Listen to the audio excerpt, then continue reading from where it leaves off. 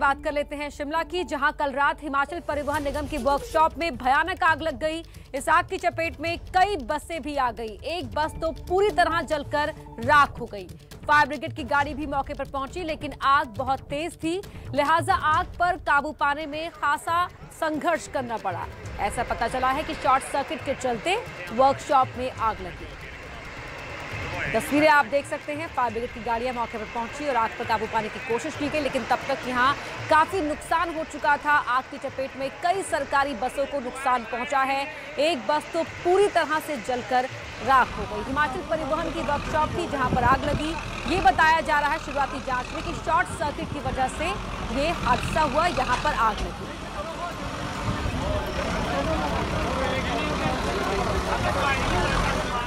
और आइए अब बात उस विवाद की कर लेते हैं जिसकी चिंगारी देश भर में फैली है। यह विवाद है लाउडस्पीकर का।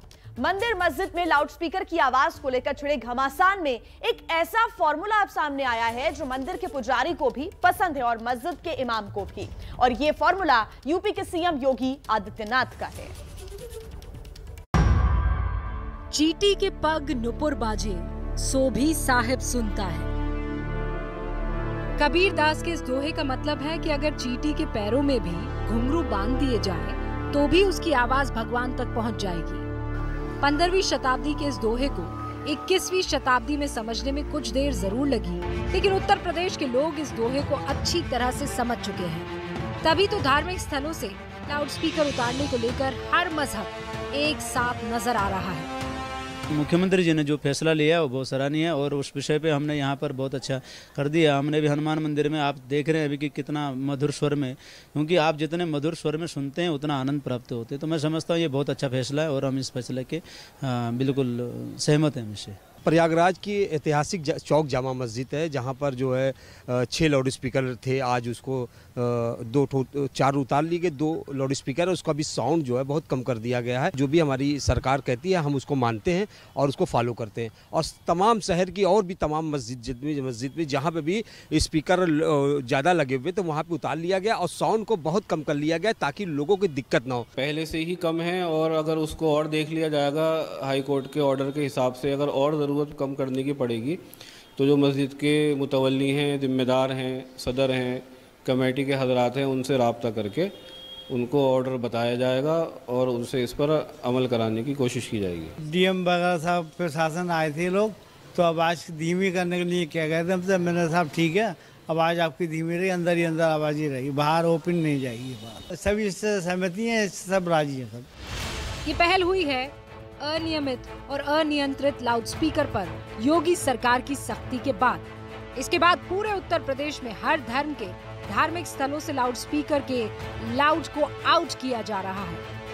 सीएम योगी खुद जिस गोरखनाथ मंदिर के महंत है, वहां भी लाउडस्पीकर की संख्या कम कर दी गई है और लाउडस्पीकर का रुख भी मंदिर की तरफ मोड़ दिया गया है। शासन प्रशासन का नियम जब बना है उसका तो पालन हमको करना ही है और उसके अनुसार हम लोग पालन कर भी रहे हैं।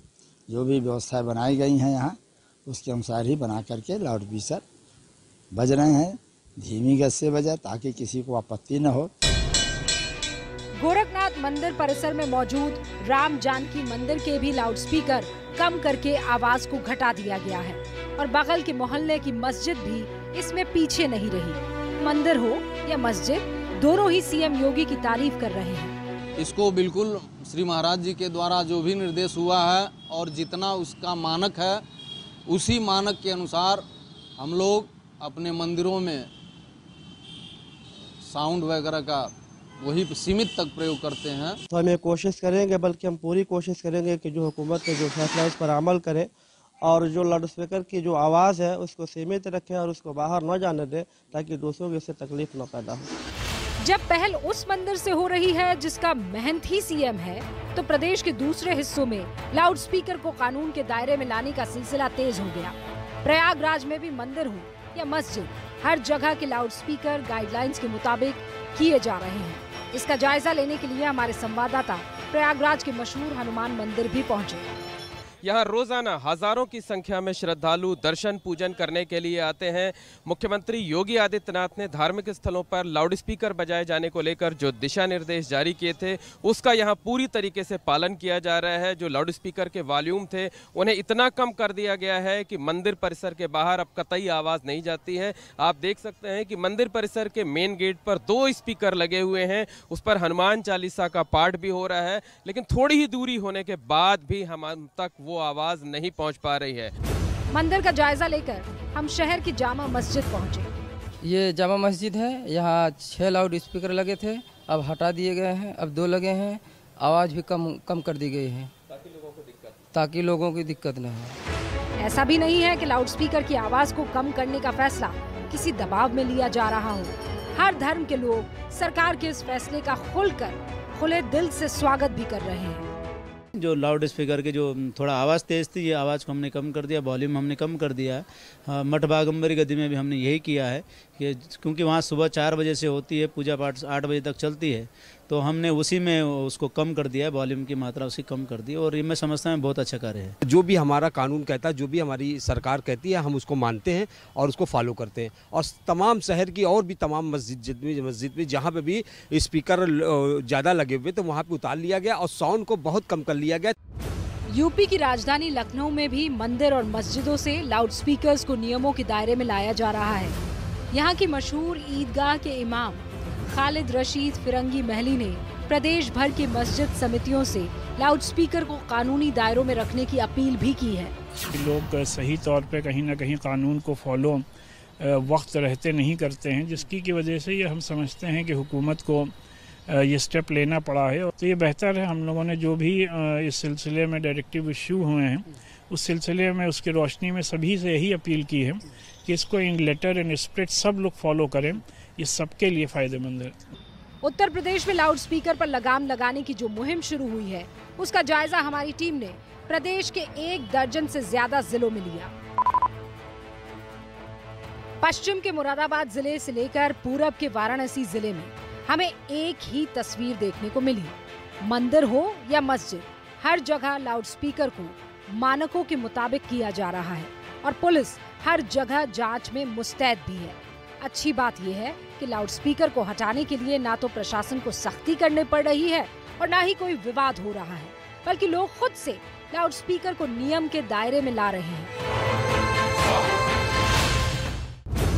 देश भर में लाउड स्पीकर को लेकर हुए विवाद को देखते हुए उत्तर प्रदेश सरकार ने इस पर वक्त रहते कार्रवाई की है। सीएम ने सभी मजहब के धार्मिक स्थलों से मानक के विरुद्ध लाउड स्पीकर हटाने के निर्देश दे दिए हैं। इसके बाद प्रशासन हरकत में आया। अब तक गृह विभाग ने 30 अप्रैल तक हर जिले से रिपोर्ट तलब कर ली है, जिसमें कहा गया है जहां भी लाउड स्पीकर नियमों की धज्जियां उड़ाते हुए पाए गए हैं वहां के थाना प्रभारियों पर एक्शन होगा। इसके बाद पुलिस प्रशासन पूरी ताकत से जुट गया है। सभी पूजा स्थलों से चीज़ें या तो उतारी जा रही हैं या उसके वॉल्यूम कम किए जा रहे हैं, नंबर भी कम किए जा रहे हैं। आदेश यही है कि जिस प्रेमिसेस में है उसके बियॉन्ड आवाज़ न जाए। लाउड स्पीकर बेहद विवादित मुद्दा रहा है, लेकिन उत्तर प्रदेश की तस्वीर बता रही है कि अब इस मुद्दे को शांति से कैसे सुलझाया जा सकता है। अब लाउड स्पीकर तो शांत है, लेकिन सियासत पूरी तरह से लाउड है। लाउड स्पीकर का प्रयोग धार्मिक स्थलों पर अनुमति है या धार्मिक आयोजनों पे, चाहे वो हिंदू हो, चाहे मुस्लिम हो, चाहे सिख हो, चाहे ईसाई हो। ऐसा कोई कदम उठाया जाए सब पर बराबर हो। कि सरकार बुलडोजर और लाउड स्पीकर की राजनीति छोड़ के कैसे समाज अपने पैरों पे खड़ा हो, कैसे यहाँ पे लोगों को रोजगार मिले, कैसे महंगाई कम हो, कैसे उन्नति हो, कैसे समाज के अंदर में भाईचारा पैदा हो, इसकी राजनीति करे तो ज्यादा अच्छा होगा। तो सरकार ध्वनि प्रदर्शन को लेकर बहुत सीरियस है, संवेदनशील है, इसलिए लगातार हमारी सरकार इस विषय पे काम कर रही है कि हमारी प्रदेश की जनता जनार्दन को ध्वनि मुक्त, प्रदूषण मुक्त जो है जीवन मिले। यूपी में लाउड स्पीकर शांत है, यूपी की तस्वीर तो यही कहती है। दरअसल लाउड स्पीकर के जिस शोर पर पूरे देश में विवाद हो रहा है वो अजान और आरती की आवाज से ज्यादा सियासत का शोर है। शिमला से ये बड़ी खबर मिल रही है, जहां कल रात हिमाचल परिवहन निगम की वर्कशॉप में भयानक आग लग गई और इस आग की चपेट में कई बसेस भी आ गई। एक बस तो पूरी तरह से जलकर राख हो गई। तस्वीरें आपको दिखा रहे हैं। फायर ब्रिगेड की गाड़ी भी मौके पर पहुंची, लेकिन आग बहुत तेजी के साथ फैली थी, लिहाजा आग पर काबू पाने में खासी जद्दोजहद करनी पड़ी। ऐसा पता चला है कि शॉर्ट सर्किट की वजह से ये आग लगी है वर्कशॉप। सामना में शिवसेना का फडणवीस पर निशाना, कहा फडणवीस समेत पूरी बीजेपी मानसिक संक्रमण से गुजर रही है, ऐसे में उनसे उम्मीद नहीं की जा सकती। राणा को लेकर झूठा बयान देने फडणवीस को शोभा नहीं देता। पुलिस कमिश्नर के वीडियो ने राणा से ज्यादा फडणवीस की पोल खोली है। नवनीत राणा कब से पिछड़ी हो गई, उन्होंने फर्जी जाति प्रमाण पत्र से देश को धोखा दिया है। यही नहीं, संजय राउत ने किरीट सोमैया पर भी हमला बोला है और कहा है कि किरीट सोमैया फडणवीस के इशारे पर नाचते हैं। साथ ही किरीट सोमैया के चेहरे पर खून नहीं, टोमेटो सॉस लगा था। टोमेटो सॉस लगाकर सोमैया खुद पर हमला साबित करने में जुटे हैं। क्या किरीट के गाल से टोमेटो सॉस टपकने से राज्य की कानून व्यवस्था बिगड़ गई है? फडणवीस किस महाराष्ट्र के लिए संघर्ष की बात करते हैं? अगर आपको संघर्ष करना है तो महंगाई के खिलाफ कीजिए, शिवसेना भी आपके साथ खड़ी रहेगी। और हमारे साथ फोन लाइन पर जुड़ रहे हैं हमारे सहयोगी जितेंद्र दीक्षित। जितेंद्र, सामना के इस लेख के जरिए एक बार फिर बीजेपी को निशाने पर लिया गया है। जी हाँ, बिल्कुल। देखिए, ये शिवसेना पहले से ही ये आरोप लगा रही है कि राणा दंपत्ति के कंधे पर बंदूक रखकर बीजेपी ही उसके ऊपर निशाना साध रही है।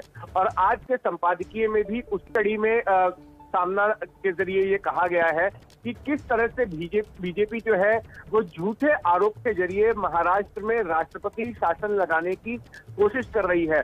जिस तरह से नवनीत राणा के बारे में सामना में लिखा गया कि नवनीत राणा ने ये शिकायत की कि नीची जाति की होने की वजह से उनके सामने पुलिस ने बदसलूकी की, लेकिन हाईकोर्ट में ये साफ हो चुका है कि उन्होंने अपना झूठा जाति प्रमाण पत्र दिया था। और इसमें न केवल नवनीत राणा पर सवालिया निशान खड़ा होता है, बल्कि देवेंद्र फडणवीस जो कि उनकी तरफदारी कर रहे थे, उनके बचाव में आ रहे थे, उन पर भी बड़ा सवाल खड़ा होता है। तो आज का पूरा संपादकीय जो है वो सीधे सीधे बीजेपी और देवेंद्र फडणवीस को टारगेट करते हुए लिखा गया है। ठीक जितेंद्र, बहुत धन्यवाद आपका तमाम जानकारी के लिए। जो भी अपडेट होगा आपसे हम लेते रहेंगे। तो लगातार महाराष्ट्र में विवाद बढ़ता ही जा रहा है। हनुमान चालीसा विवाद में जेल में बंद नवनीत राणा के केस में एक नया मोड़ सामने आया है। शिवसेना ने नवनीत राणा का एक चुनावी हलफनामा सार्वजनिक किया है, जिसमें राणा के डी कंपनी से कनेक्शन पर सवाल पूछे हैं। मुंबई की भायखला जेल में बंद निर्दलीय सांसद नवनीत राणा की मुश्किलें कम होने का नाम नहीं ले रही हैं। उनके लिए नई मुसीबत बनकर आया है उन्हीं का ये चुनावी हलफनामा। नवनीत राणा के चुनावी हलफनामे का यह हिस्सा शिवसेना प्रवक्ता संजय राउत ने ट्वीट किया है। राउत का दावा है कि नवनीत राणा ने दाऊद इब्राहिम से रिश्ता रखने वाले यूसुफ लकड़ावाला से लोन लिया। संजय राउत ने लिखा, नवनीत राणा ने यूसुफ लकड़ावाला से 80 लाख रुपए का लोन लिया था, जिनकी जेल में मौत हो गई थी। उसी लकड़ावाला को प्रवर्तन निदेशालय ने मनी लॉन्ड्रिंग मामले में गिरफ्तार किया था। उससे डी गैंग के संबंध भी थे। मेरा सवाल, क्या ईडी ने इसकी जांच की? राष्ट्रीय सुरक्षा का मामला है। तो इस तरह शिवसेना ने नवनीत राणा का लिंक दाऊद गैंग से जोड़कर उनके लिए नई परेशानी खड़ी कर दी है। संजय राउत ने महाराष्ट्र बीजेपी और मुंबई बीजेपी को टैग करते हुए एक और ट्वीट किया है, जिसमें लिखा है, रात अभी बाकी है, बात अभी बाकी है, जय महाराष्ट्र। इस ट्वीट से तो ऐसा लग रहा है कि उद्धव ठाकरे के खिलाफ मोर्चा खोलने वाली नवनीत राणा को घेरने के लिए संजय राउत अभी और भी खुलासा करने वाले हैं। तो नवनीत राणा मुंबई पुलिस पर बदसलूकी का आरोप लगाकर खुद ही गिर गई है। पुलिस ने सीसीटीवी फुटेज जारी कर अपना पक्ष साफ किया है। अब राणा पर झूठे आरोप लगाने के मामले में एक और एफआईआर हो सकती है।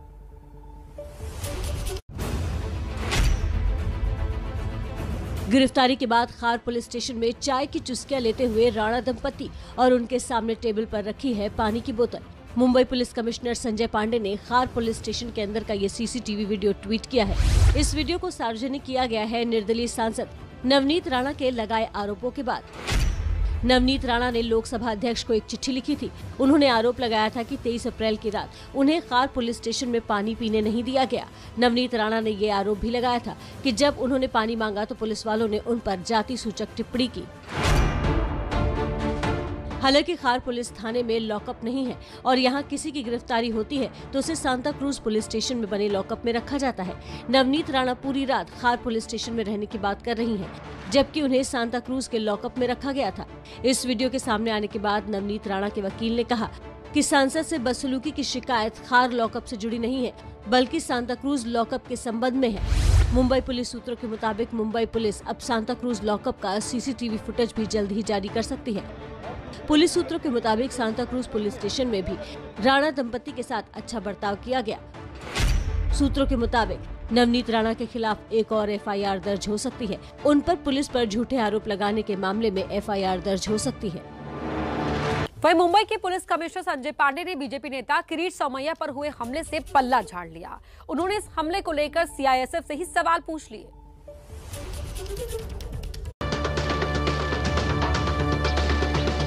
जिस हमले के मामले में मुंबई पुलिस ने शिवसेना के पूर्व मेयर समेत 4 लोगों को गिरफ्तार किया था, उससे पुलिस कमिश्नर ने पल्ला झाड़ लिया है।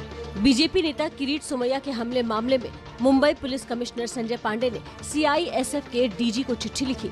कमिश्नर ने चिट्ठी में लिखा कि हमले के वक्त आपकी सिक्योरिटी क्या कर रही थी। किरीट सोमैया ने मुंबई पुलिस के कमिश्नर को ही निशाने पर ले लिया।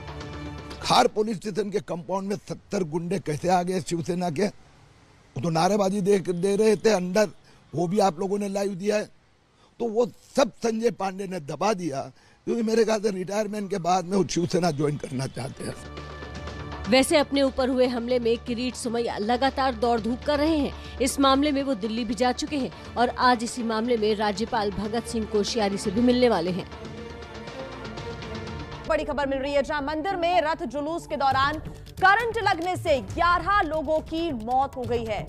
दर्दनाक यह हादसा सामने आया है। मंदिर में करंट लगने की वजह से 11 लोगों की मौत हो गई। तमिलनाडु के तंजावुर से ये बड़ी खबर आपको बता रही है, जहां मंदिर में रथ जुलूस के दौरान करंट लगने से 11 लोगों की मौत हो गई है। दर्दनाक यह हादसा तमिलनाडु के तंजावुर से सामने आया है। बड़ी खबर आपको बता रहे हैं तमिलनाडु के तंजावुर से। तंजावुर में मंदिर में रथ यात्रा के दौरान एक बड़ा हादसा हुआ है। रथ यात्रा के जुलूस में करंट लगने से 11 लोगों की मौत हो गई। हादसा तब हुआ जब हाई वोल्टेज तार एक कार पर गिर गई। इस वक्त की बड़ी खबर आपको बता रहे हैं, तस्वीरें भी आप टीवी स्क्रीन पर देख सकते हैं। यह हादसा हुआ है जहां करंट लगने से 11 लोगों की मौत हो गई।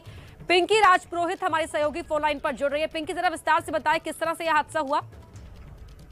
देखिए, आपको बता दें कि पूरा मामला जो है तंजावुर के कालीमेडु का है, जहां पर रथ यात्रा चल रही थी और उसी दौरान जो है एक जो टेम्पल कार था वो लाइव वायर से कांटेक्ट में आ जाता है, जिसके बाद पूरी तरह से उसमें आग लग जाती है और 11 लोगों की अब तक मौत हो चुकी है, जिसमें 2 बच्चे भी शामिल है। और आपको ये भी बता दें कि 6 लोग जो है बहुत ही बुरी तरह से जख्मी है। जैसे ही ये टेम्पल कार जो है वो लाइव वायर के कांटेक्ट में आया, पूरी तरह से उसमें आग लग गई और तुरंत ही जो है 11 लोगों की इसमें मौत हो गई, जिसमें 2 बच्चे शामिल है, जैसे कि पुलिस हमें बता रही है।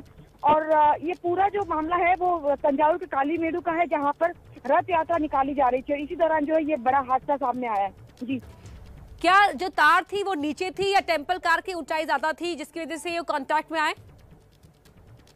देखिए, अब तक ये जो है क्लियर नहीं हो पाया। पुलिस इन्वेस्टिगेट कर रही है कि क्या ये लाइव वायर जो है वो सड़क पर पड़ा हुआ था या किसी तरह से जो है हाइट बड़ी होने के कारण जो है ये कांटेक्ट में आया। इसको लेकर जो है फिलहाल इन्वेस्टिगेशन चल रही है, लेकिन फिलहाल तमाम इमरजेंसी सर्विसेज जो है वो स्पॉट पर पहुंच चुकी है और इंजर्ड का जो है फिलहाल तंजावुर के गवर्नमेंट हॉस्पिटल में इलाज किया जा रहा है। जी, बहुत शुक्रिया आपका इस पूरी जानकारी के लिए पिंकी।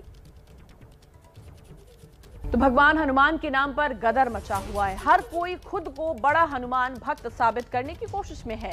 इस होड़ में हदें पार हो रही है और मामला राजद्रोह तक पहुंच गया है। लेकिन सवाल यह है कि अचानक हर किसी को हनुमान की जरूरत क्यों महसूस होने लगी है? पार्टी चाहे कोई भी हो, बिना हनुमान उनकी सियासत अधूरी क्यों होने लगी है? श्री के बाहर मैं जाऊंगी, हनुमान चालीसा का पाठन मैं करूंगी।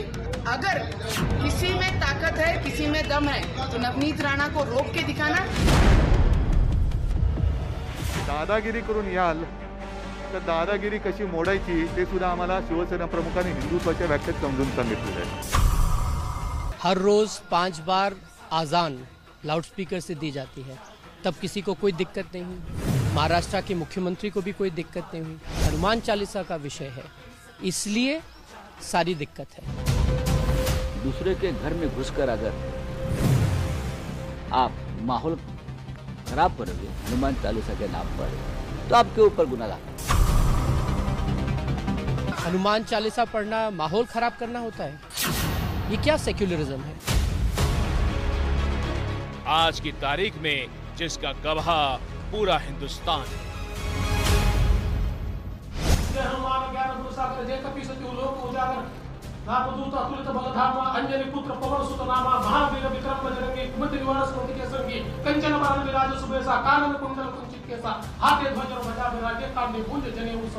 हनुमान चालीसा देवेंद्र जी आती है आपको, और आपको पता है कब पढ़ सकते हैं? उसके नियम होते हैं।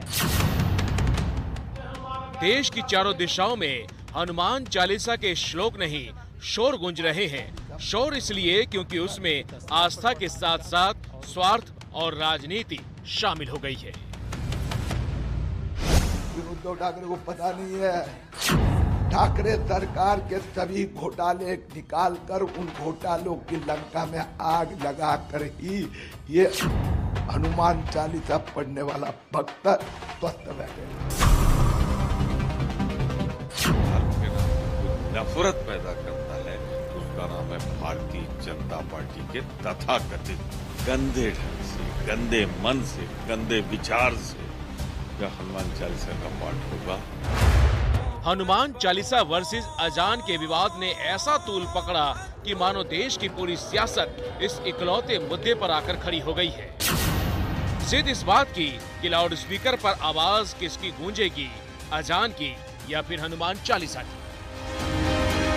ये जिद बाला साहेब ठाकरे के भतीजे और महाराष्ट्र नवनिर्माण सेना के प्रमुख राज ठाकरे ने शुरू की थी। राज ठाकरे ने महाराष्ट्र सरकार को 3 मई तक मस्जिदों से लाउड स्पीकर हटवाने की चेतावनी दी थी। पण आज 12 तारीख आहे, 12 ते 3 मे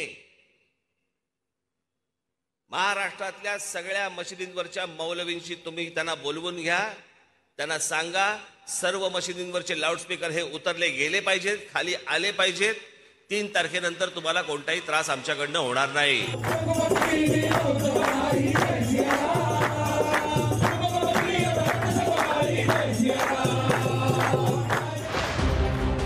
मराठी मानुष की राजनीति करने वाले राज ठाकरे ने कट्टर हिंदुत्व की लाइन पर आगे बढ़ते हुए ये कहा था कि अगर मस्जिदों से लाउड स्पीकर नहीं हटे तो उनकी पार्टी के कार्यकर्ता मस्जिदों के बाहर हनुमान चालीसा का पाठ करेंगे।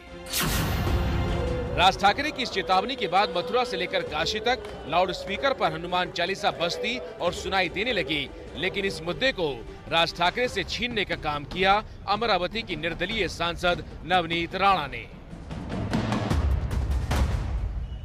मातोश्री के बाहर मैं जाऊंगी, हनुमान चालीसा का पाठन मैं करूंगी। अगर किसी में ताकत है, किसी में दम है, तो नवनीत राणा को रोक के दिखाना। नवनीत राणा ने उद्धव सरकार के घर के बाहर हनुमान चालीसा पढ़ने की चुनौती दी थी। नवनीत मातोश्री के बाहर तो चालीसा नहीं पढ़ पाई, लेकिन राजद्रोह के आरोप में पति के साथ 14 दिन के लिए जेल जरूर पहुंच गई।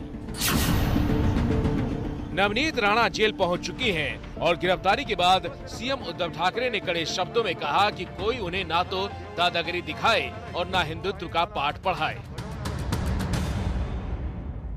जिकडे हनुमान चालीसा असेल पढ़ा, रामदास स्वामींनी सुद्धा मारुती स्तोत्र लिहून ठेवले, अप्रतिम आहे। भीमरूपी महारुद्रा, ते भीमरूप आणि महारुद्र काय असतं ते शिवसेना जर तुम्ही अंगावर आला तर दाखवायला कमी पडणार नाही, कारण आमचं हिंदुत्व हे हनुमानाच्या गदेसारखं गदाधारी आहे।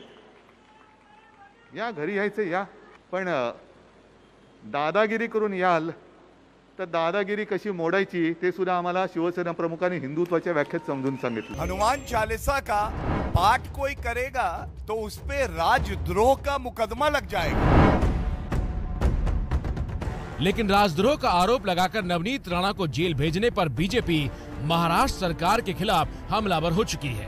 किरीट सोमैया से लेकर पूर्व सीएम फडणवीस तक और गौरव भाटिया से लेकर अमित मालवीय तक पूरी बीजेपी ब्रिगेड उद्धव से हनुमान चालीसा और नमाज के नाम भेदभाव करने का आरोप लगा रही है। दशकों से सड़कों पर नमाज पढ़ी जाती है, हर रोज 5 बार आजान लाउडस्पीकर से दी जाती है, तब किसी को कोई दिक्कत नहीं हुई। सिर्फ क्योंकि हनुमान चालीसा का विषय है इसलिए सारी दिक्कत है। घर पर आकर पढ़ लीजिए। क्यों? मुसलमान सड़कों पर नमाज पढ़े उस पर आपको आपत्ति नहीं है, लेकिन अगर कोई हनुमान चालीसा करना चाहता है तो वो घर में बैठ के हनुमान चालीसा पढ़े। सवाल ये है कि सबको क्यों चाहिए हनुमान का साथ? तो जवाब सीधा सा है कि पार्टियां उसी मुद्दे पर फोकस करती हैं जिससे उन्हें राजनीतिक तौर पर सबसे ज्यादा फायदे की उम्मीद हो, और पार्टियों के लिए फायदा मतलब वोट। देश के अलग अलग राज्यों में भगवान हनुमान का नाम सुनाई दे रहा है, क्योंकि 2024 के लोकसभा चुनाव से पहले मुंबई से लेकर गुजरात तक चुनाव की लंबी लाइन है। अगले कुछ महीनों में मुंबई नगर निगम के चुनाव होने वाले हैं। दिल्ली नगर निगम के चुनाव भी इसी साल होने हैं। इसी साल के आखिर में नवंबर दिसंबर में गुजरात और हिमाचल प्रदेश में विधानसभा चुनाव हैं। अगले साल मई महीने में कर्नाटक में चुनाव हैं, जबकि अगले साल के आखिर में नवंबर और दिसंबर में मध्य प्रदेश, राजस्थान, छत्तीसगढ़, मिजोरम और तेलंगाना में चुनाव होने हैं। अब आप कहेंगे कि चुनाव से बजरंग बली का क्या रिश्ता है? रिश्ता है और बड़ा मजबूत रिश्ता है। चुनाव और हनुमान के रिश्ते की झलक 2018 में राजस्थान चुनाव के वक्त मिली थी, जब योगी वहां प्रचार करने पहुंचे थे। बजरंगबली हमारे भारतीय परंपरा में एक ऐसे लोक देवता हैं जो स्वयं वनवासी हैं, दलित हैं, वंचित हैं। पूरे भारतीय समुदाय को उत्तर से लेकर दक्षिण तक, पूरब से पश्चिम तक सबको जोड़ने का कार्य बजरंगबली करते हैं। इसके बाद तो होड़ मच गई। बजरंगबली सिर्फ जातियों में नहीं बटे, बल्कि धर्म तक में बंटने लगे। हनुमान जी, बजरंगबली, पवन पुत्र, अंजनी पुत्र, वो अंजनी पुत्र जो है वो 100% हमारा जो मानना है वो मुसलमान है। प्रथम दुनिया के इस सृष्टि पर, इस वर्ल्ड में प्रथम आदिवासी नेता तो वो हनुमान जी हैं। जो हनुमान जी की प्रवृत्ति है वो जाटों की प्रवृत्ति से मिलती है, इसलिए मैंने कहा एक हनुमान जी जाट ही होंगे। हनुमान जी और भगवान राम वो आर्य थे।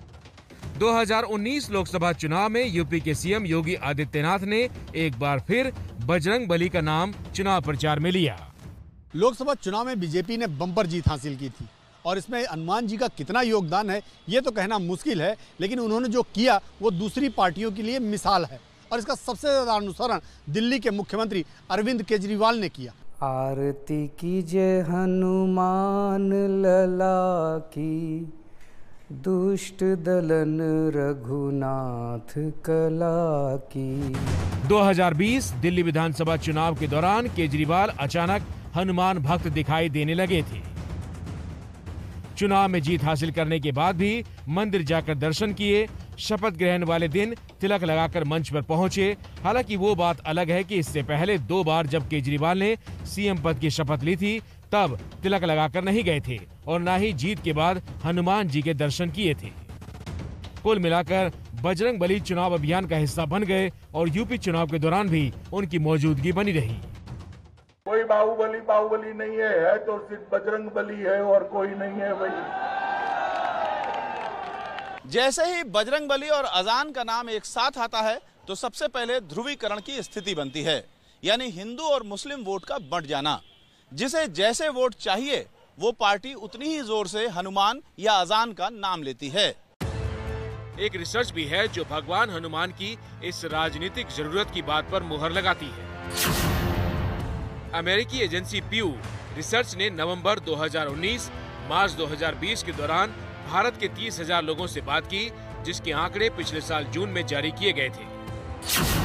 रिसर्च के मुताबिक सर्वे में लगभग 97% भारतीयों ने भगवान में आस्था व्यक्त की।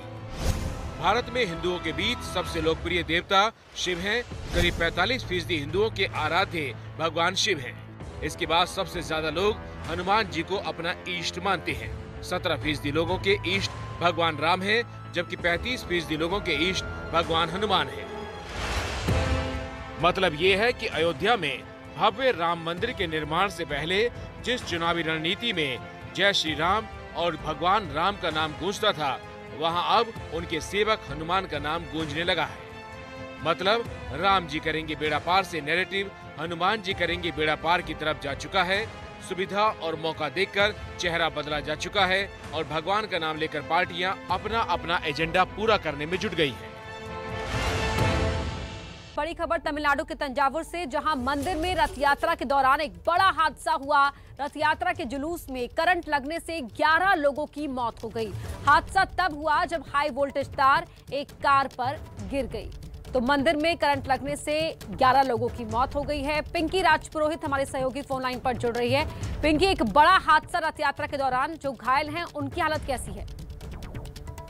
देखिए, उनकी हालत भी काफी सीवियर बताई जा रही है। आप बता दें कि पूरा मामला जो है तमिलनाडु के तंजावुर जिले में कालीमेडु का है, जहां पर अप्पा स्वामी मठ की ओर से ये रथ यात्रा निकाली गई थी और जहां पर अचानक ये कार जो था, एक जो रथ यात्रा के दौरान जो एक रथ बनाया जाता पूरा सजा, वहां पर जो है करीब 25 से 30 फीट पर एक इलेक्ट्रिक बल्ब लगाया गया था डेकोरेशन के लिए। वो अचानक से जो है लाइव हाई वोल्टेज लाइन के कांटेक्ट में आ जाता है। जब ये वहां से पास हो रहा था तो उसी दौरान जो है करीब 3 बजे आज सुबह ये हादसा हुआ, जब अचानक वो जो काट है वो अचानक से इस लाइव वायर के कांटेक्ट में आ जाता है, जिसके बाद 11 लोगों की मौत हो गई अब तक और वहीं 6 लोग अभी भी काफी गंभीर रूप से घायल। ठीक, पिंकी, आप नजर बना के रखिए, आगे आपसे अपडेट्स हम लेते रहेंगे। बात कर लेते हैं महाराष्ट्र में चल रहे विवाद की। हनुमान चालीसा विवाद में जेल में बंद नवनीत राणा के केस में एक नया मोड़ सामने आया है और शिवसेना ने नवनीत राणा का एक चुनावी हलफनामा सार्वजनिक किया है, जिसमें राणा के डी कंपनी से कनेक्शन पर सवाल भी पूछे हैं। इसके पहले आज सामना में भी कई आरोप शिवसेना की तरफ से लगाए गए हैं। मुंबई की भायखला जेल में बंद निर्दलीय सांसद नवनीत राणा की मुश्किलें कम होने का नाम नहीं ले रही हैं। उनके लिए नई मुसीबत बनकर आया है उन्हीं का ये चुनावी हलफनामा। नवनीत राणा के चुनावी हलफनामे का यह हिस्सा शिवसेना प्रवक्ता संजय राउत ने ट्वीट किया है। राउत का दावा है कि नवनीत राणा ने दाऊद इब्राहिम से रिश्ता रखने वाले यूसुफ लकड़ावाला से लोन लिया। संजय राउत ने लिखा, नवनीत राणा ने यूसुफ लकड़ावाला से 80 लाख रुपए का लोन लिया था, जिनकी जेल में मौत हो गई थी। उसी लकड़ावाला को प्रवर्तन निदेशालय ने मनी लॉन्ड्रिंग मामले में गिरफ्तार किया था। उससे डी गैंग के संबंध भी थे। मेरा सवाल, क्या ईडी ने इसकी जांच की? राष्ट्रीय सुरक्षा का मामला है। तो इस तरह शिवसेना ने नवनीत राणा का लिंक दाऊद गैंग से जोड़कर उनके लिए नई परेशानी खड़ी कर दी है। संजय राउत ने महाराष्ट्र बीजेपी और मुंबई बीजेपी को टैग करते हुए एक और ट्वीट किया है, जिसमें लिखा है, रात अभी बाकी है, बात अभी बाकी है, जय महाराष्ट्र। इस ट्वीट से तो ऐसा लग रहा है कि उद्धव ठाकरे के खिलाफ मोर्चा खोलने वाली नवनीत राणा को घेरने के लिए संजय राउत अभी और भी खुलासा करने वाले हैं। अब नवनीत राणा पर झूठे आरोप लगाने के मामले में एक और एफआईआर हो सकती है। इस रिपोर्ट में समझिए।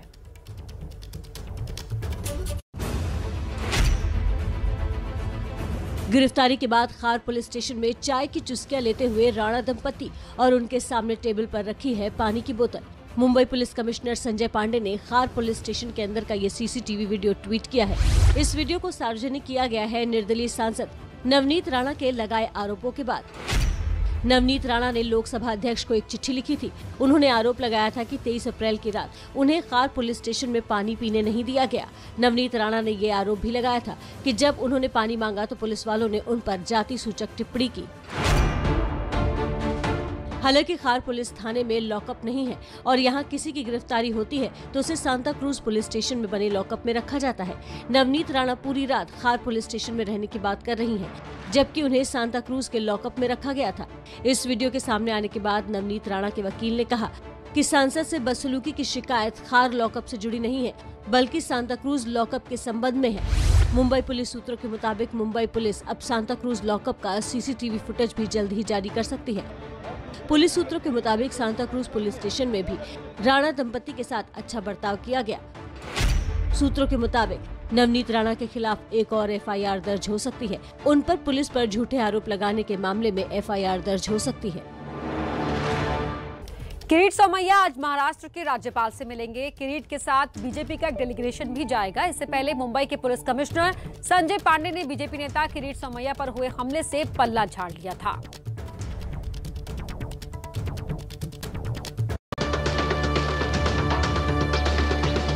जिस हमले के मामले में मुंबई पुलिस ने शिवसेना के पूर्व मेयर समेत 4 लोगों को गिरफ्तार किया था, उससे पुलिस कमिश्नर ने पल्ला झाड़ लिया है। बीजेपी नेता किरीट सोमैया के हमले मामले में मुंबई पुलिस कमिश्नर संजय पांडे ने CISF के DG को चिट्ठी लिखी। कमिश्नर ने चिट्ठी में लिखा कि हमले के वक्त आपकी सिक्योरिटी क्या कर रही थी। किरीट सोमैया ने मुंबई पुलिस के कमिश्नर को ही निशाने पर ले लिया। खार पुलिस स्टेशन के कंपाउंड में 70 गुंडे कैसे आ गए शिवसेना के? वो तो नारेबाजी दे रहे थे अंदर, वो भी आप लोगों ने लाइव दिया है। तो वो सब संजय पांडे ने दबा दिया, क्योंकि मेरे ख्याल से रिटायरमेंट के बाद में वो शिवसेना ज्वाइन करना चाहते हैं। वैसे अपने ऊपर हुए हमले में किरीट सोमैया लगातार दौड़ धूप कर रहे हैं। इस मामले में वो दिल्ली भी जा चुके हैं और आज इसी मामले में राज्यपाल भगत सिंह कोश्यारी से भी मिलने वाले हैं। और अब बात उत्तर प्रदेश की कर लेते हैं, जहां अलविदा जुमे और ईद की नमाज खुले में सड़क पर नहीं होगी। जी हां, सीएम योगी आदित्यनाथ के आदेश के बाद यूपी में अलग अलग जिलों में प्रशासन ये सुनिश्चित करने में अब जुटा हुआ है।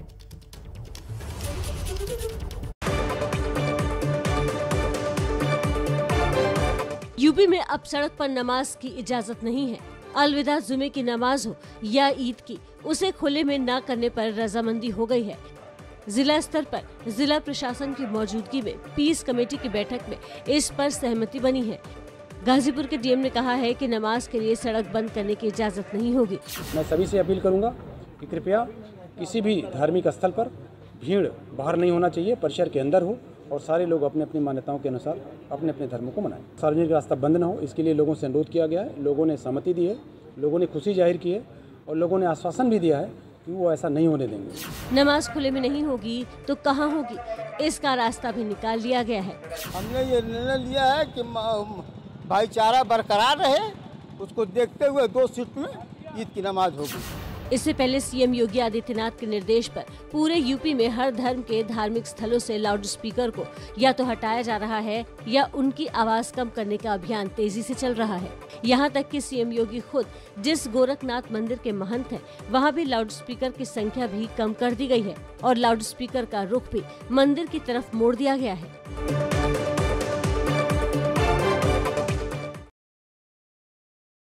ABP news. और अब वो खबर जो आपको रखे आगे, खबर जो आपके काम की हो, खबर जिससे आपका सीधा वास्ता हो। एबीपी न्यूज आज से आपके लिए एक नई शुरुआत कर रहा है, आपको आगे रखने के लिए। चाहे सेहत की बात हो या बचत की, चाहे पैसा हो या परिवार, आपसे जुड़ी खबरों को आप तक पहुंचाने का जिम्मा हमारा है। इसीलिए आपके काम की खबर लेकर हम आएंगे हमेशा। अब तक बैंक के लॉकर में अगर चोरी हो तो बैंक से कोई खजाना नहीं मिलता था, बैंक हाथ खड़े कर लेता था। लेकिन कानपुर में पहली बार बैंक ने लॉकर से गायब हुई रकम के एवज में मुआवजा दिया।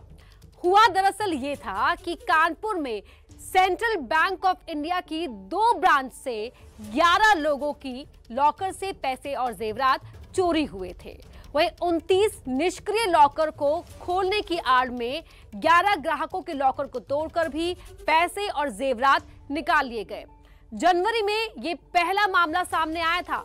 तब पता लगा कि मिलीभगत में बैंक का स्टाफ और लॉकर कंपनी से जुड़े लोग शामिल हैं। इसी के बाद बैंक मुआवजा देने पर राजी हुआ और बैंक ने 11 ग्राहकों को 2 करोड़ 64 लाख रुपए का मुआवजा दिया। वैसे आपको बता दें कि इसी महीने आरबीआई ने निर्देश दिए हैं कि बैंक लॉकर से चोरी होने पर लॉकर किराए का 100 गुना मुआवजा देना होगा। यानी अगर आपके लॉकर का किराया 2000 रुपए सालाना है तो लॉकर से चोरी होने पर 2 लाख रुपए मुआवजा मिलेगा। ऐसी ही आपके काम की खबरें हम आपको देते रहेंगे, क्योंकि एबीपी न्यूज आपको रखे आगे। ताजमहल में संतों को जाने से रोका गया है। जगत गुरु परमहंस आचार्य को ताजमहल में एंट्री से रोका गया है और ये आरोप उन्होंने लगाया है। टिकट खरीदने के बाद भी ताजमहल में उन्हें जाने नहीं दिया गया। आरोप है कि जगत गुरु परमहंस आचार्य भगवा कपड़े पहने हुए थे और इसलिए उन्हें ताजमहल में एंट्री से रोक दिया गया। और यही नहीं, आरोप ये भी है कि परमहंस आचार्य और उनके शिष्यों को धक्का देकर बाहर निकाल दिया गया। संत परमहंस आचार्य अयोध्या से अपने शिष्यों के साथ आगरा गए हुए थे और टिकट लेकर ताजमहल देखने के लिए जा रहे थे।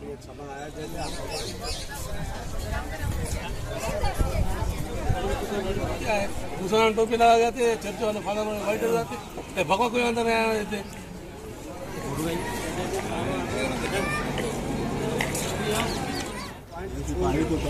और हमारे साथ खुद फोन लाइन पर जगत गुरु परमहंसाचार्य जी खुद जुड़ गए हैं। महंत जी, आपसे मैं जानना चाहूंगी आखिर क्या हुआ था मौके पर, आप बताएं। जैसे ही हम वहाँ पहुंचे तो जैसे हमारे जो सुरक्षा कर्मी थे उनको कहे कि आप रुक जाइए, आप हथियार अलाउ नहीं है, और हम लोग कहे गुरुजी आप जाइए। हम लोग वहाँ पहुंचे, आधे घंटे खड़े रहे, पहले कहे टिकट नहीं लगेगा, फिर कहे टिकट ले लीजिए। हमने किसी आदमी को भेजा, टिकट लेकर के जब आया तब अंदर से कोई एक सुरक्षा कर्मी आए, बोले गुरुजी टिकट वापस कर दीजिए, हम ले चलते हैं दर्शन कराने। तो हमने कहा कोई बात नहीं, टिकट वापस करने के बाद ही चलते हैं। तो फिर करीब वहाँ लगभग 20-25 मिनट हम लोगों को खड़ा कराया गया। फिर जब हम लोग आगे बढ़े वहाँ टिकट लेकर के, तो वहाँ से जो जांच करते हैं वो आगे आ गए। उन्होंने कहा गुरुजी यहाँ जो है ये 2 चीजें अलाउ नहीं है, तो भगवा अलाउ नहीं है, ये जो आप लिए हैं। तो हमने कहा ना तो मैं भगवा उतार सकता हूँ, और ये है धर्मदंड, इसको हम लोग छोड़ नहीं सकते हैं, क्योंकि जितने भी शंकराचार्य हैं, जगत गुरु हैं, वो धर्मदंड छोड़ के नहीं चल सकते। तो आचार्य जी, आपको इसके पीछे की वजह क्या नजर आती है? साथ ही कोई अधिकारियों से आपकी बात हुई? हाँ, इस पर चर्चा हुई। अभी जो है तो आर.के. पटेल जी से वो हमसे किसी अन्य चैनल पर वो थे, लाइव थे, उन्होंने कहा कि हमें जानकारी नहीं हो पाई है ठीक से, बोले कि मैं जा रहा हूँ। और जबकि वहाँ से किसी ने पूछा था तो बोले कि लोहे का जो है तो धर्मदंड लिए थे, ये रोका गया। बिल्कुल जो 100% झूठ है, लोहे का धर्मदंड होता ही नहीं है। तो हम वहाँ से जो है, हाँ, जब वो मना कर दिए तो हम लोग वापस चले आए। मैंने वहाँ ये देखा गया कि एक प्रकार से भगवा का मजाक बनाया गया, और जबकि इसको देख करके आम पब्लिक को आक्रोश आया। आम पब्लिक के लोग कह रहे थे कि जब यहाँ अन्य लोगों को जाने दिया जाता है, सब धर्म के लोग जाते हैं, लोग टोपी लगा के जाते हैं, तो भगवा से इतनी आपत्ति क्यों है? जी आचार्य जी, अब आगे क्या कदम उठाएंगे, क्योंकि आपको और आपके शिष्यों को तो नहीं अंदर जाने दिया गया। हो सकता है एक संदेश भी देने की कोशिश है कि अगर कोई इस तरह से भगवा कपड़े पहनकर आता है तो अंदर नहीं जाने दिया जाएगा। इसको लेकर आप कोई कदम उठाएंगे? अब इससे माननीय मुख्यमंत्री जी से हम निवेदन करेंगे कि अगर वहाँ भगवा का प्रवेश नहीं है तो वहाँ बोर्ड लग जाए बाहर में कि भगवा पहनने वाला कोई अंदर नहीं आएगा। और अगर प्रवेश है तो इस तरह से भगवा का अपमान न किया जाए। और माननीय मुख्यमंत्री जी से हम इसको मिल करके अवगत कराएंगे। जी। और आचार्य जी, जो देश में अभी माहौल है, क्या उससे जुड़ा हुआ कुछ आप इस पूरे घटनाक्रम को मानते हैं? हाँ, मतलब जिस तरह से देखा जा रहा है कि हमेशा हिंदुओं को ही, बहुसंख्यक समाज को ही दबाया जाता है, चाहे कोई भी मामला हो। हम लोगों को हमेशा पत्थर खाने वाले हम ही लोग हैं, चाहे राम जन्मोत्सव हो, चाहे जो है तो हनुमत जन्मोत्सव हो। और इस तरह से जो है जहाँ कहीं भी रोक दिया जाना, तो ये इससे मैं बड़ा आहत हूँ और अपेक्षा करता हूँ कि माननीय मुख्यमंत्री जी इसको संज्ञान में लेंगे। और भगवा पर रोका गया है तो इस पर जो है जिन लोगों ने रोका है वो कारण बताएंगे। जी आचार्य जी, सबसे बड़ा तो यही सवाल है कि आखिर इसके पीछे की वजह क्या है। एक और सवाल मेरा यह है कि क्या इसके पहले भी कोई ऐसा घटनाक्रम सामने आया हो, आपके शिष्यों द्वारा इसका कोई जिक्र किया गया हो, या पहले आपके शिष्य आते जाते रहे हो, ये पहली बार हुआ हो? नहीं, मैं तो पहली बार ही वहाँ गया था, लाइव में पहली बार मैं गया था। मैं मथुरा गया था, वहाँ दर्शन करके लौट रहा था, पहली बार मैं वहाँ गया। और इस तरह से एक व्यवहार देख करके मुझे बड़ा क्षुब्धता हुई कि आखिर ऐसा क्यों हो रहा है या किसके इशारे पर ऐसा हो रहा है। जगत गुरु जी, बहुत बहुत धन्यवाद आपका हमसे बातचीत करने के लिए। हमारे साथ फोन लाइन पर जुड़ गए हैं पुरातत्व विभाग के सुपरिटेंडेंट आर.के. पटेल जी। आर.के. पटेल जी, ये पूरा मामला आपके नोटिस में भी आया होगा, जहां जगत गुरु जी को ताजमहल में अंदर जाने की अनुमति नहीं दी गई। वजह बताई गई उनके वस्त्रों का रंग भगवा और उनके हाथ में थामा हुआ धर्मदंड। क्या कहते हैं नियम? Ma'am good morning. मैम अभी आपके एक दूसरे चैनल पे भी था, आई थिंक बाबा जी भी थे वहाँ, मेरी बात उनसे भी हो चुकी है। और मैं खुद एक्चुअली मैं वृंदावन जा रहा था एक टेम्पल के काम को देखने हुए, बट मैं अभी ताजमहल की तरफ जा रहा हूं, बाकी सारे स्टाफ से बात करता हूं। मुझे खुद इस घटना के बारे में रात में 11:30 बजे के आसपास जानकारी मिली है और पहले मैंने जो हमारे ASI के स्टाफ होते हैं जो टिकट चेकिंग करते हैं ईस्ट और वेस्ट पॉइंट में, उनसे बात करने की कोशिश की, बट उनके संज्ञान में इस तरह का घटना नहीं था। ये जो सिक्योरिटी स्टाफ था उनके साथ बाबा जी की बातचीत हुई थी और सिक्योरिटी स्टाफ ने ये रिक्वेस्ट किया था कि बाबा जी जो हाथ में आपके पास जो भी धर्म दंड या जो है उसको रख करके लॉकर में या यहाँ पे छोड़ करके जाइए। वस्त्र को लेकर के अंदर एंट्री पॉइंट पे किसी तरह की कोई टिक्का टिप्पणी नहीं हुई है, बट फिर भी मैं अभी स्टाफ की बात पे यकीन नहीं कर रहा हूँ। मैं खुद साइड पे जा रहा हूँ, एक बार फिर से सबसे बात करूंगा। CCTV है उसको भी मैं देखने की कोशिश करता हूँ एक्चुअल इंसिडेंट क्या है। बाकी बाबा जी जो सारी बातें बता रहे हैं वो मेरे पूरे संज्ञान में है और मैं बहुत गंभीरता से इस मुद्दे को देख रहा हूँ और आगे भी इसको देखूंगा। जी, नियमों के मुताबिक समाधान निकले, यही उम्मीद हर कोई कर रहा है। बहुत शुक्रिया आपका। उत्तर प्रदेश में मदरसों की जांच की जाएगी। आधुनिक मदरसा योजना के तहत सरकार ने मदरसों की जांच के निर्देश दिए हैं।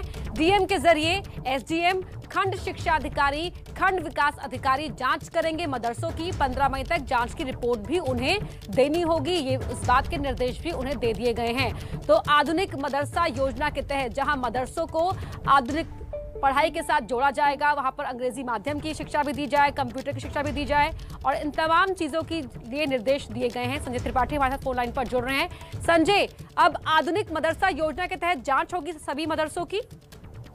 बिल्कुल जांच होगी, क्योंकि शिकायतें मिली हैं ऐसी कि छात्रों की संख्या फंसी है, मदरसों के संचालन संबंधी कई शिकायतें हैं, कई ऐसी जानकारियां विभाग को मिली हैं, जिसके बाद ये तय किया गया है कि इनकी जांच करना बहुत जरूरी है। क्योंकि योगी सरकार 2.0 लगातार अल्पसंख्यकों के कल्याण के लिए भी कई सारी योजनाएं चला रही है और मदरसा आधुनिक मदरसा योजना भी इसी कड़ी में शामिल है।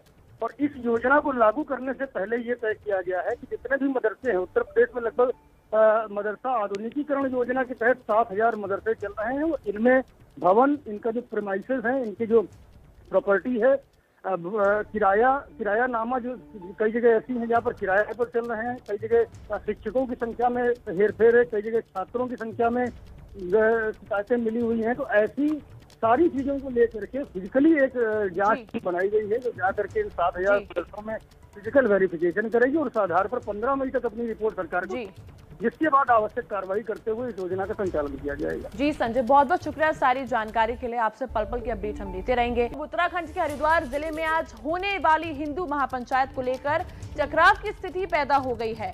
जिला प्रशासन ने धारा 144 लगा दी है, लेकिन संत महापंचायत पर अड़े हुए हैं। इस समय की बड़ी खबर आपको हम बता रहे हैं, जो उत्तराखंड के हरिद्वार जिले में आज होने वाली हिंदू पंचायत को लेकर टकराव की स्थिति पैदा हो गई है।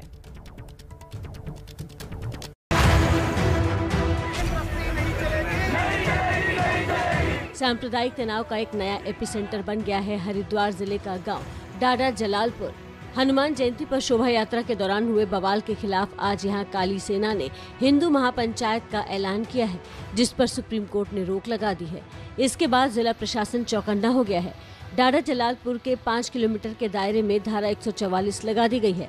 अधिकारी कह रहे हैं कि किसी भी कीमत पर माहौल बिगड़ने नहीं दिया जाएगा। स्थानीय प्रशासन के द्वारा धारा 144 लगाई गई है ताकि इस प्रकार का कोई भी जमावड़ा उत्पन्न न हो और किसी भी प्रकार के सांप्रदायिक सौहार्द के लिए कोई व्यवधान उत्पन्न हो। निश्चित रूप से हम अतिरिक्त वहाँ पर पुलिस बल को तैनात कर रहे हैं। अभी आज शाम तक स्थिति इसमें स्पष्ट हो जाएगी। लेकिन काली सेना के संस्थापक और शांभवी पीठाधीश्वर स्वामी आनंद स्वरूप आज महापंचायत को लेकर अड़े हुए हैं। उन्होंने तो जिला प्रशासन को खुली चेतावनी भी दे डाली है। मैं प्रशासन को भी चेतावनी देना चाहता हूं कि यदि आपने धारा 144 लगाने की कोशिश भी की और हम सबको रोकने की कोशिश की तो इसका परिणाम बहुत खतरनाक होगा। हरिद्वार जिले के भगवानपुर के डाडा जलालपुर में सांप्रदायिक हिंसा के बाद क्षेत्र में तनाव अभी भी कायम है। ऐसे में प्रशासन को डर है कि हिंदू महापंचायत जैसे आयोजन आग में घी का काम कर सकते हैं।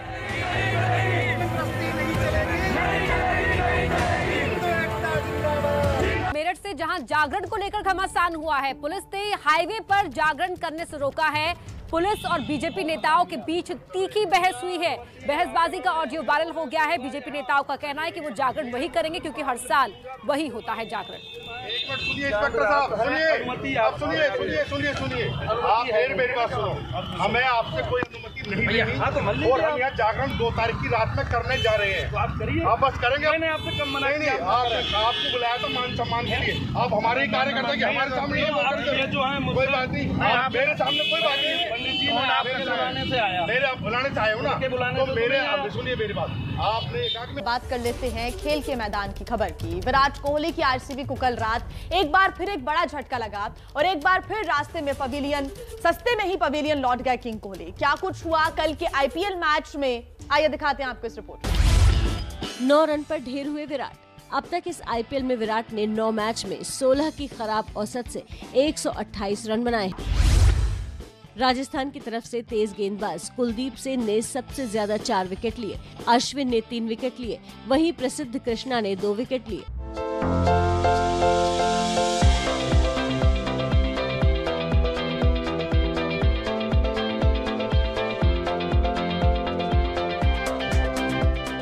चाय पे चर्चा भाग 2, स्थान खार पुलिस स्टेशन, आयोजक मुंबई पुलिस कमिश्नर। इसका नाम चाय पे चर्चा होना चाहिए क्या? नहीं, ऐसा लगता है इसका नाम होना चाहिए चाय पे विवाद, क्योंकि इस सीसीटीवी फुटेज में आप देखिए जिस तरह से दिखाई दे रहा है, वो पूरी तरह से ऐसा लग रहा है जैसे कि कोई प्री प्लान्ड इवेंट हो। अब देखना ये है कि क्या ये इवेंट मुंबई पुलिस कमिश्नर की गले की हड्डी तो नहीं बन जाएगा।